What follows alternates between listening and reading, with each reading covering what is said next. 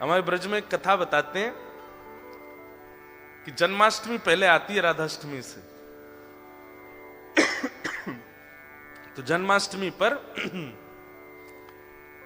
एक होड़ होती है हमारे ब्रज में कि जन्माष्टमी बड़ी होगी कि राधाष्टमी बड़ी होगी, किसमें ज्यादा धूम मचेगी, इसकी होड़ होती है बड़ी। और ये होड़ आज से नहीं चल रही है, ये हमेशा से है। तो जब ठाकुर जी और श्री जी धराधाम पर लीला कर रहे थे तब की एक ऐसी लीला है कि सारे ग्वाल बाल जो हैं ये प्रतिस्पर्धा में तैयारियां करते हैं कि अरे ललिता आवेगी, विशाखा आवेगी, चंपकलता आवेगी, इंदुलेखा आवेगी, सबरी आकर के देखेंगी और जैसे ही लाला की वैभव को दर्शन करेंगी आंख खुली रह जाएंगी उनकी। और ये सब भी जब जाती हैं ना ठाकुर जी के जन्माष्टमी उत्सव में तो जाकर के देखती हैं इनने जैसो क्यों या से 21 करनी है राधाष्टमी की तैयारी।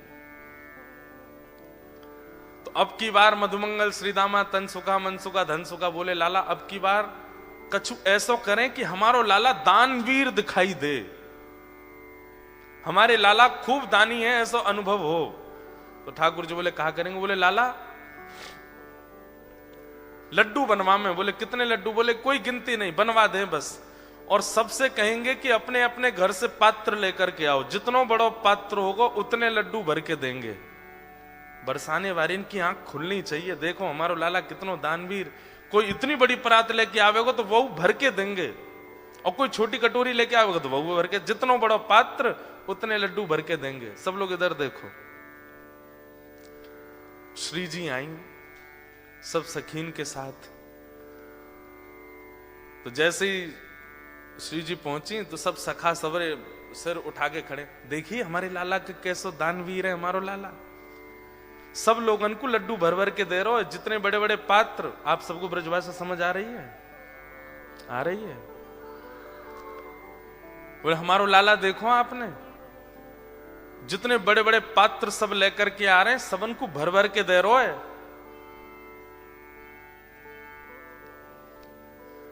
इतने में ललिता बोली और कोई छोटे पात्र लेके आ रहे हो तो? वो बोले भाई जितना बड़ा पात्र उतने ही लड्डू मिलेंगे, और तुम्हारी बस चले तो इतना बड़ा पात्र ले आओ, लाला भर के ही देखो। अब तुम पे है ही इतना सा तो फिर तो 4 लड्डू ही देखो। ललिता विशाखा बोली राधाष्टमी पे बरसाने आई हो अब के तो दिखाएंगे हम। तो सब रे सखा बोले ऐसो कहा करेंगे ये? तो बरसाने में कहा कियो, सब जगह हल्ला मचवा दियो, कोई भी पात्र लेकर के मत आइयो, खाली हाथ आइयो। तो ये सुनकर के सब सखा बोले बताओ पात्रन की मना कर दे तो कहा देंगे ये? सब खाली हाथ जा रहे। तो कहा देखो कि मुख्य द्वार पे ललिता विशाखा खड़ी हैं और जितने लोग आ रहे हैं सबन को बड़े बड़े पात्र पकड़ा रही हैं, कोई भी छोटा पात्र नहीं, सबन को बड़े बड़े पात्र दे रही हैं। अब जाओ श्री जी के पास। और श्री जी वह पात्र को भर भर के दे रही हैं।